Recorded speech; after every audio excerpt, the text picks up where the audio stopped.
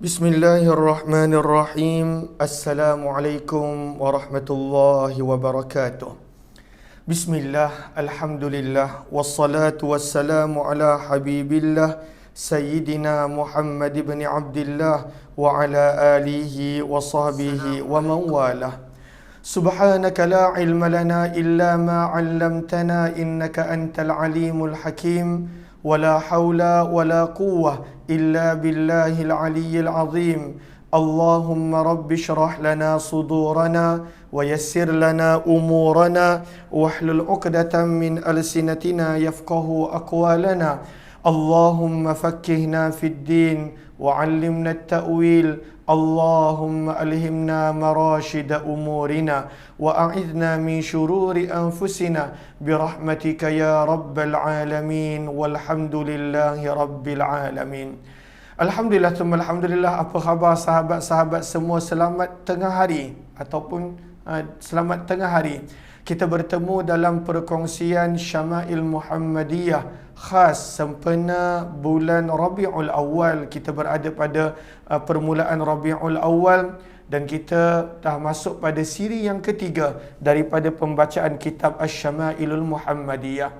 Ahlan-ahlan kepada sahabat-sahabat semua. Terima kasih Aims, kemudian Medi, Dekci, ahlan-ahlan kepada Cuci, Samura serta sahabat-sahabat lain yang berada di TikTok, Salsiah dan di FB pula ada. Alhamdulillah, ahlan-ahlan Aziz Ismail, terima kasih.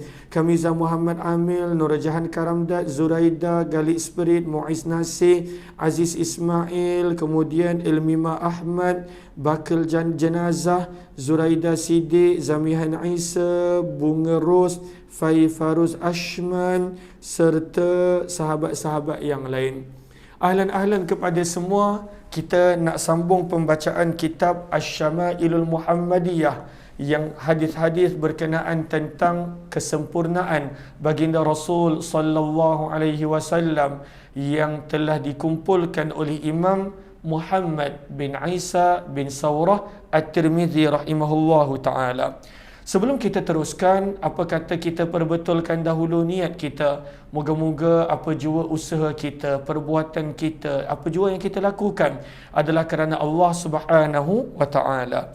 Nawaitu ta'alluma wa ta'lim wa tadhakkura wa tadhkir wal naf'a wal intifa' wal ifadata wal istifadah wal hatha 'ala at-tamassuki bi kitabillah wa sunnati Rasulillah sallallahu alaihi wasallam wad du'a'i ila al-huda wad dalalati 'ala al-khair ibtigha'a wajhillah wa mardatihi wa qurbih wa thawabih. Amin amin ya rabbal alamin.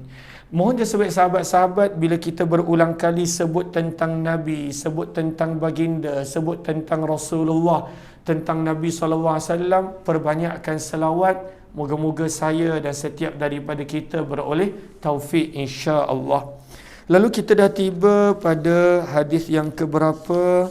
Pagi tadi kita dapat baca beberapa hadis. Alhamdulillah, kita dah tiba pada hadis yang ke-13. Kalau cetakan kitab saya, muka surat yang ke-13. Mohon jasa baik sahabat-sahabat untuk bantu share, bantu untuk kongsi, bantu untuk sebar luas. Mudah-mudahan lebih ramai yang beroleh manfaat. Imam Tirmizi membawakan pada hadis yang ke-13, yang mana hadisnya berbunyi, Allahumma salli ala Sayyidina Muhammad wa ala alihi wa sahbihi ajma'in. Okey. Wabihi, saya baca dulu perawinya dalam bahasa Arab. Wabihi ilaihi qala haddathana Qutaibah bin Sa'id qala akhbarani Laits bin Sa'd an Abi Zubair an Jabir bin Abdullah radhiyallahu anhu anna Rasulullah sallallahu alaihi wasallam qala. Hadis ini perawinya adalah Jabir bin Abdullah, seorang sahabat yang terkenal, seorang sahabat yang banyak meluangkan masa bersama dengan Nabi sallallahu alaihi wasallam. Lalu Jabir bin Abdullah radhiyallahu taala anhu berkata bahawa Nabi sallallahu alaihi wasallam bersabda, "Urida alayya al-anbiya fa idza Musa darbun min ar-rijal ka'annahu min rijali shanu'ah. ورأيت عيسى بن مريم عليه السلام فإذا أقرب من رأيت به شبها عروة بن مسعود ورأيت إبراهيم عليه السلام فإذا أقرب من رأيت به شبها صاحبكم يعني نفسه ورأيت جبريل عليه السلام فإذا أقرب من رأيت به شبها دهية. Lalu kata Jabir bin Abdullah, Nabi SAW bersabda, telah diperlihatkan kepadaku gambaran pada Nabi. Kata para ulama, ketika mana menafsirkan riwayat ini, maksudnya dalam mimpi. Dalam mimpi. Berdasarkan ada sepotong hadis daripada riwayat Bukhari, ada pada hadis tersebut perkataan mimpi fin naum bidalili riwayatil Bukhari. Maka diperlihatkan kepada baginda Nabi SAW di dalam mimpi baginda akan gambaran pada Nabi. Maka Nabi SAW mula menceritakan beberapa orang Nabi dan disampaikan kepada kita oleh Jabir bin Abdullah. Maka sabda Nabi SAW, apabila diperlihatkan Nabi Musa, maka Nabi Musa adalah seperti seorang lelaki daripada kabilah Shanu'ah. Lalu Shanu'ah ini adalah orang-orang yang mana mereka bertubuh sederhana, tidak terlalu kurus dan tidak terlalu berisi. Lalu Shanu'ah ini daripada bangsa mana? Daripada orang Yaman. Salah satu daripada kabilah Yaman pada waktu itu adalah bangsa Shanu'ah, kabilah Shanu'ah. Maka Nabi gambarkan tubuh badan Nabi Musa seperti orang-orang Shanu'ah yang berasal daripada Yaman. Kemudian sabda Nabi SAW, aku telah melihat Nabi Isa bin Maryam AS dengan orang yang pernah aku lihat paling mirip dengannya adalah warjah Urwah bin Mas'ud Al-Thaqafi. Urwah bin Mas'ud Al-Thaqafi adalah orang yang paling mirip dengan Nabi Isa AS daripada gambarannya. Kemudian seorang sahabat Nabi SAW, kemudian sabda Nabi, aku melihat Nabi Ibrahim dan pada waktu itu sabda Nabi, orang yang paling mirip wajah dengan Nabi Ibrahim adalah kawan kamu, iaitu Nabi sendiri. Maka daripada hadis ini kita nampak bahawa Nabi SAW mirip wajah baginda seperti baginda Nabi Ibrahim alaihissalam. Dan kemudian sabda Nabi, dalam mimpi tersebut aku melihat kepada Jibril alaihissalam dan orang yang paling hampir dengan Jibril adalah Dihyah Al-Kalbi, seorang sahabat Nabi SAW. Imam Tirmizi membawakan riwayat ini nak menunjukkan kepada kita bahawa Nabi SAW wajah baginda, rupa baginda mirip dengan Nabi Ibrahim alaihissalam. Bahkan Nabi SAW memang daripada keturunan Nabi Ibrahim melalui Nabi Ismail. Riwayat yang ke-14, wabihi ilaihi qala haddatsana Sufyan bin Waqi' wa Muhammad bin Bashar al-ma'na wahid qala akhbarana Yazid bin Harun an Sa'id al-Jurairi qala sami'tu Abu Tufail yaqul ra'aitu an-nabiy sallallahu alaihi wasallam wa ma baqiya ala wajhi al-ard ahadun ra'ahu ghairi qultu sifhu li qala kana abyad malihan muqassada. Hadis ini adalah daripada sahabat Nabi yang bernama Amir bin Wathilah. Nama beliau adalah Amir bin Wathilah radhiyallahu anhu. Maka Abu Tufail adalah kunyahnya. Nama beliau adalah Amir bin Wathilah. Maka Amir bin Wathilah, Abu Tufail radhiyallahu ta'ala anhu berkata, menerangkan tentang baginda Nabi sallallahu alaihi wasallam. Beliau berkata, aku telah melihat Nabi sallallahu alaihi wasallam. Dan beliau antara sahabat yang pada waktu itu panjang usianya. Panjang usia dia. Maka kata beliau, kata Amir bin Wathilah radhiyallahu ta'ala anhu, sebentar, Allahumma salli ala Sayyidina Muhammad.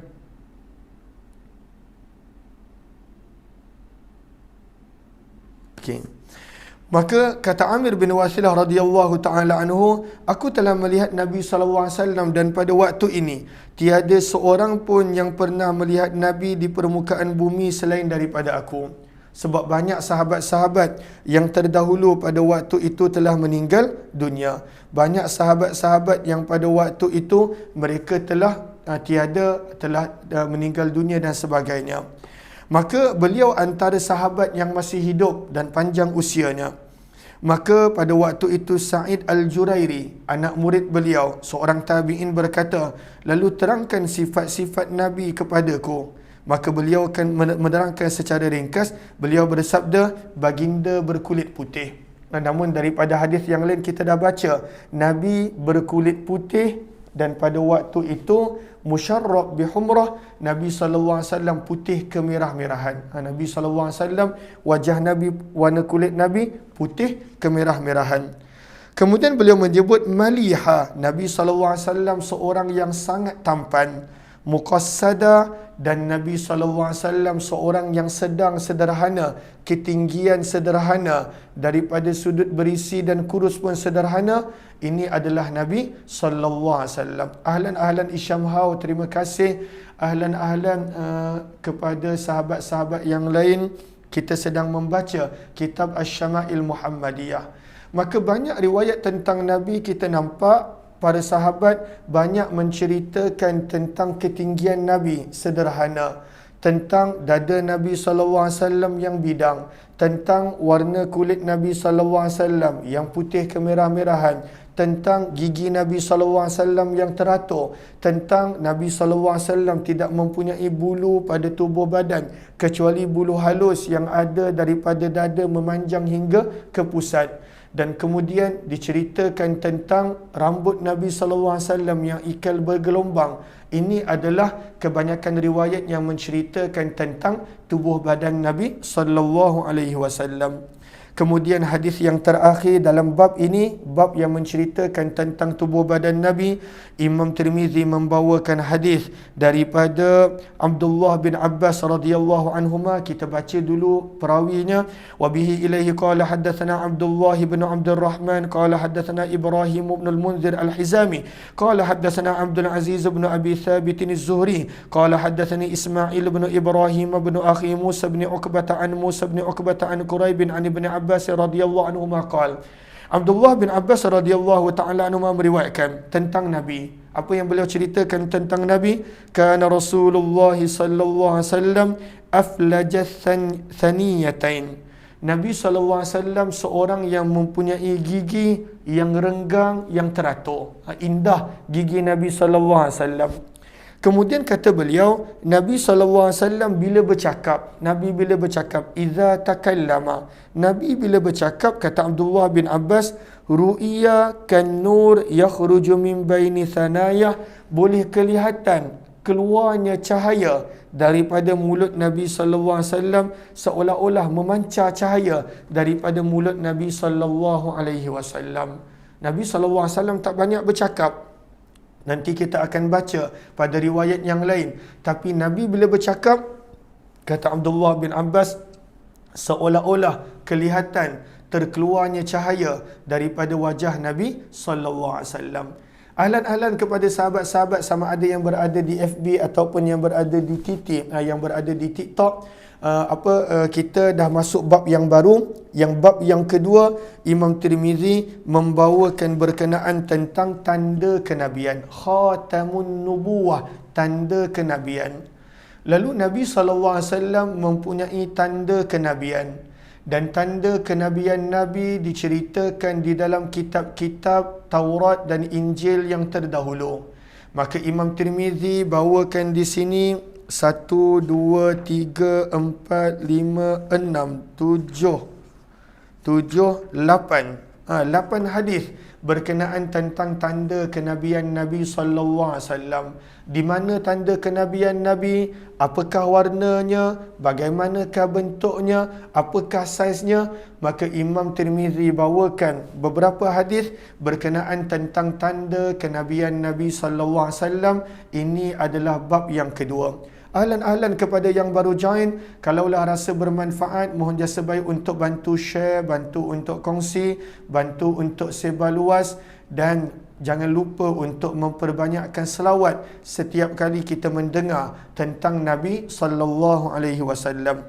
Bab yang kedua, Imam Nawawi menyebut babu ma jaa fi khatamin nubuwah, bab pada riwayat yang menceritakan tentang khatamun nubuwah. Khatam maksudnya tanda kenabian, tanda pengakhiran kenabian yang ada pada Nabi sallallahu alaihi wasallam.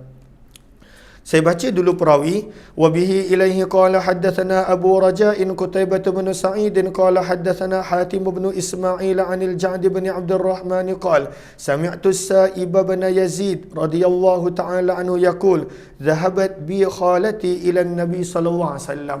Hadis ini perawinya adalah sahabat Nabi Sa'ib bin Yazid radhiyallahu ta'ala anhu. Maka kata Sa'ib bin Yazid radhiyallahu ta'ala anhu, Sa'ib bin Yazid, maka disebutkan di sini wahuwa sahabi saghir. Sa'ib bin Yazid ni antara sahabat yang muda. Beliau adalah antara sahabat yang muda. Ahlan terima kasih Kartina Muhammad Noor. Ahlan terima kasih. Kita sedang membaca kitab tentang Syama'il Muhammadiyah, menceritakan tentang Nabi. Lalu hadis ni kita boleh belajar banyak. Satu, tentang akhlak Nabi melayan kanak-kanak. Dalam keadaan Nabi sibuk, dalam keadaan Nabi SAW mempunyai pelbagai urusan untuk diselesaikan, Nabi sibuk tuan-tuan. Sahabat-sahabat, akak-akak, sangat-sangat sibuk. Sebab setiap perkara para sahabat akan bercerita dengan Nabi, berkongsi dengan Nabi. Sahabat nak berkahwin, mereka jumpa Nabi. Sahabat mereka nak pindah rumah, tanya pandangan Nabi. Para sahabat mereka sakit, mereka jumpa Nabi. Bahkan Nabi memegang portfolio. Kalau zaman kita, semua kementerian pada waktu itu Nabi uruskan. Nabi SAW. Tapi bayangkan betapa akhlak Nabi SAW dengan kanak-kanak, dengan sahabat muda, sehingga mereka jatuh cinta pada Nabi SAW. Maka Sa'ib bin Yazid pada waktu ni masih kecil, seorang budak yang masih kecil. Maka Sa'ib bin Yazid radhiyallahu ta'ala anhu menceritakan bahawa makcikku daripada sebelah ibuku telah membawaku berjumpa dengan Nabi sallallahu alaihi wasallam. Siapakah nama makciknya? Kata Imam Ibn Hajar Al-Asqalani, nama makciknya adalah Ulayyah binti Shuraih. Sahabat-sahabat boleh catat sebab dalam kitab tak ada. Ulayyah binti Shuraih. Maka makcik dia bawa Sa'ib bin Yazid radhiyallahu anhu jumpa Nabi. Kenapa? Jom kita lihat. Maka pada waktu itu makcik dia berkata, "Ya Rasulullah, anak saudaraku ini sakit." Dia sakit. Sakit kat mana? Dia ada sakit pada kaki. Tengok. Para sahabat, mereka sakit, jumpa Nabi. Minta Nabi doakan. Mereka ada masalah, jumpa Nabi. Mereka tak ada makan kat rumah pun jumpa Nabi. Dalam kesibukan yang macam mana sekalipun, Nabi SAW melayani, menyelesaikan, membantu setiap permasalahan para sahabat radhiyallahu anhum. Akhlak Nabi SAW yang luar biasa. Maka di manakah beliau sakit? Maka dalam kitab Al-Mawahibul Ladunyah menyebut sakitnya pada kaki. Maka Nabi SAW pada waktu itu menyapu kepala Sa'ib bin Yazid. Nabi SAW sapu sambil membacakan doa dan ayat Al-Quran. Sebab itu kata para ulama, yusannu lirraqi an yad'uwal lil marid bil barakah. Maka sunnah ketika mana mendoakan seseorang pada waktu itu menyentuh kepala. Kenapa? Sebab minta maaf, saya ambil masa sedikit nak kongsikan hadis ini sebab selalu ni kita baca terjemahan sahaja. Sebab Nabi SAW, Sa'ib bin Yazid ketika mana sakitnya pada kaki. Walaupun dalam hadis yang lain kita baca Nabi SAW mengajar kepada sahabat, dekat mana sakit letakkan tangan di situ dan baca doa. Itu pun boleh. Dekat mana sakit, maka pada waktu itu letakkan tangan dan baca doa, adhibil ba'sa rabban nas sampai akhir. Tetapi dalam hadis ini, sahabat kecil ini Sa'ib bin Yazid sakitnya di kaki.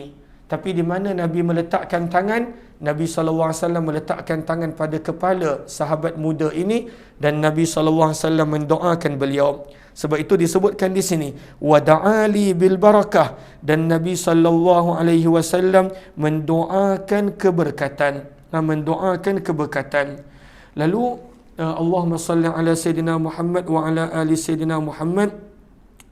berkat daripada doa Nabi SAW, kata Sa'ib bin Yazid sendiri dalam riwayat yang lain, beliau berkata, aku dapat rasa keberkatan doa Nabi sehingga pada waktu itu pendengaran aku, penglihatan aku kekal sihat sehinggalah hujung usia beliau radhiyallahu taala anhu. Maka Nabi letakkan tangan pada kepala dan kita boleh belajar akhlak Nabi yang baik dengan kanak-kanak, dengan pada waktu itu budak-budak kecil. Kemudian bila Nabi dah doakan keberkatan sambil meletakkan tangan pada kepala, kata Sa'ib bin Yazid, wa tawadda, kemudian Nabi SAW berwuduk. Fasharibtu min wudu'ihi, maka aku telah minum daripada bekas wuduk Nabi SAW. Di sini ada beberapa pendapat. Ada mengatakan bekas wuduk maksudnya sisa daripada air yang belum Nabi guna untuk wuduk, air tersebut yang Sa'ib bin Yazid minum. Ada mengatakan tidak, maksud daripada minum air adalah air daripada yang turun daripada tubuh badan Nabi waktu Nabi wuduk, air tersebut yang Sa'ib bin Yazid minum. Setelah itu, aku berdiri di belakang Nabi SAW. Dia main-main belakang Nabi. Lalu aku memandang kepada khatam, tanda kenabian yang terletak di antara kedua-dua bahu Nabi SAW. Lalu, daripada sini kat mana tanda kenabian? Tanda kenabian dekat belakang bahu Nabi SAW. Dan apakah bentuk tanda kenabian tersebut? Kata Sa'ib bin Yazid, ianya seperti sebesar telur burung hajalah. Apakah hajalah? Iaitu burung merpati. Lalu daripada sini kita belajar dua perkara. Yang pertama, tanda kenabian kedudukannya adalah dekat belakang Nabi SAW, antara bahu Nabi. Yang kedua, ianya timbul dan ianya pada waktu itu berbentuk seperti telur burung merpati, timbul, dan itu adalah tanda kenabian Nabi sallallahu alaihi wasallam yang ada dalam kitab-kitab Taurat dan Injil yang terdahulu sebelum diubah. Allahumma salli ala Sayyidina Muhammad. Para ulama berbeza pendapat, mata hasala khatam an-nubuwah, bilakah Nabi sallallahu alaihi wasallam mendapat tanda kenabian ini? Ada beberapa pendapat. Ada pendapat yang membawakan riwayat waktu Nabi SAW lahir, Nabi dah ada tanda kenabian tersebut. Pandangan yang kedua, ketika mana dada Nabi SAW dibelah pada usia Nabi SAW 4 tahun. Pandangan yang ketiga, ketika mana Nabi SAW menjadi Rasul, maka diberikan tanda kenabian tersebut pada usia Nabi 40 tahun. Kata Imam Ibn Hajar Al-Asqalani, pandangan yang ketiga yang beliau pilih, iaitu Nabi mendapat tanda kenabian ketika mana Nabi SAW menjadi Rasul. Nabi SAW menjadi Rasul. Maka ini berkenaan tentang kedudukan tanda kenabian Nabi. Ianya terletak antara dua bahu Nabi. Dalam riwayat yang lain, ada disebut bahawa tanda kenabian Nabi hampir ke belah kiri sedikit, bertentangan dengan hati Nabi SAW, dan ini ada pandangan yang lain. Lalu kita dah tahu ianya timbul dan ianya berbentuk saiz seperti burung. Kemudian dalam kitab Al-Mawahibul Ladunniyah menerangkan, ada yang mengatakan tanda kenabian ada tertera tulisan. Namun Imam Tirmizi tak bawakan sebarang riwayat tentang penulisan. Maka diterangkan dalam kitab Al-Mawahibul Ladunniyah, syarah kepada Syama'il Muhammadiyah, bahawa orang yang mengatakan tanda kenabian ada tertulis Muhammad Rasulullah sebenarnya terkeliru dengan cincin Nabi. Sebab ejaan dia sama. Tanda kenabian khatam, ta berbaris atas. Cincin dalam bahasa Arab khatim, ta berbaris bawah. Maka ada yang pada waktu itu terkeliru ketika mana membaca, mereka menyangka bahawa cincin Nabi yang tertulis Muhammad Rasulullah, maka adanya tertulis Muhammad Rasulullah pada tanda kenabian. Padahal benda yang berbeza. Khatam tanda kenabian, khatim barulah cincin. Yang ada tertulis Muhammad Rasulullah adalah pada cincin yang Nabi pakai untuk urusan rasmi. tetapi pada tanda kenabian Nabi tidak mempunyai tulisan Muhammad Rasulullah. Sebab perkataan yang sama, hanya perbezaan baris, dan kitab-kitab yang terdahulu memang tak ada baris, maka kadang-kala membawa kepada kesalahfahaman dan sebagainya. Ini riwayat pertama.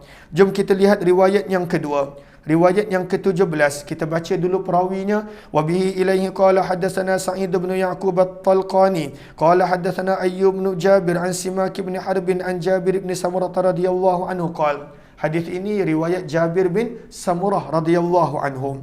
Kata Jabir bin Samurah, ra'aitul khatam baina katifai Rasulillah sallallahu alaihi wasallam ghuddatan hamra mithla baydatil hamamah. Kata Jabir bin Samurah, aku telah melihat khatam, tanda kenabian di antara kedua-dua bahu Nabi. Sama seperti hadis sebelum ini, di antara dua bahu Nabi.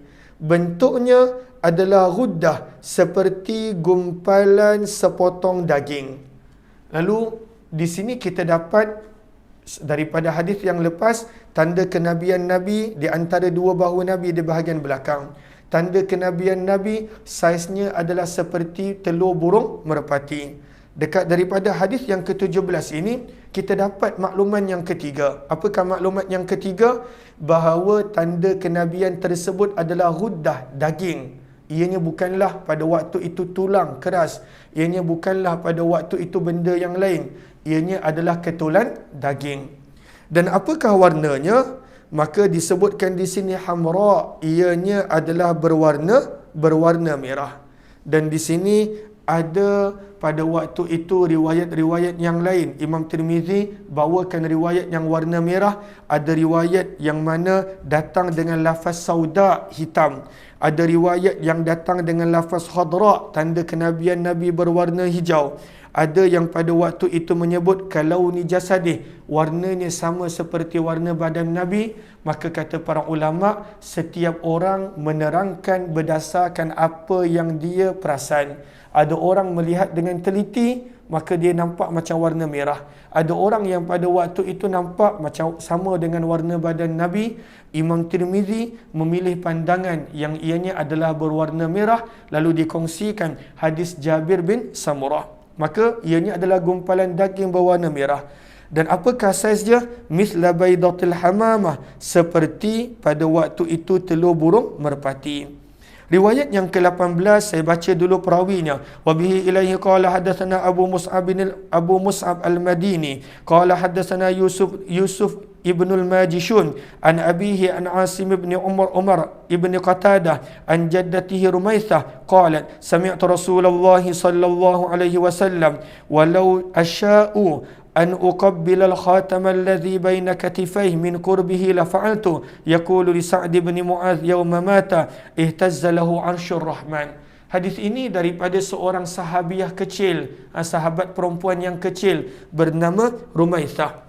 Maka Rumaithah radhiyallahu ta'ala anha meriwayatkan, beliau adalah seorang sahabat yang kecil. Beliau ada dua hadis yang sampai kepada kita. Hadis ini dan hadis berkenaan tentang solat duha. Maka Rumaithah berkata, aku telah mendengar Nabi sallallahu alaihi wasallam ketika mana menceritakan tentang keadaan Sa'ad bin Mu'az pada hari Sa'ad bin Mu'az meninggal dunia.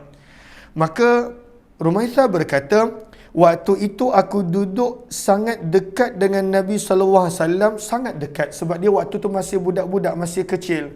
Lalu dia ada dekat dengan Nabi SAW.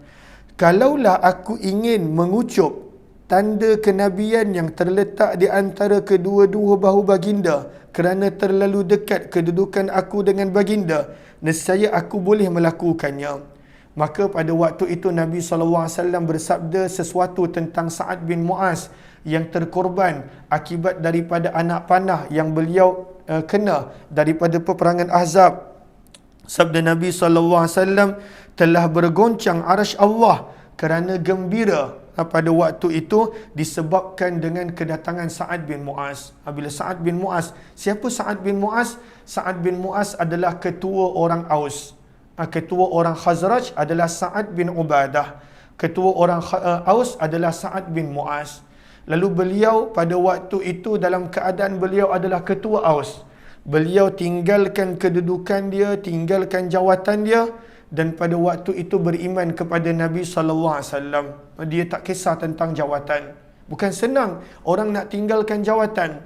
Ada yang jadi seperti Abdullah bin Ubay bin Salul. Kerana jawatan, dia sanggup menjadi ketua orang munafik. Bukan senang nak meninggalkan jawatan. Tapi Sa'ad bin Mu'az, Sa'ad bin Ubadah, mereka pada waktu itu tinggalkan jawatan mereka dan menjadi sahabat biasa, beriman kepada Nabi SAW, dan Nabi SAW sangat menghormati pengorbanan yang beliau lakukan ketika mana beliau meninggal dunia.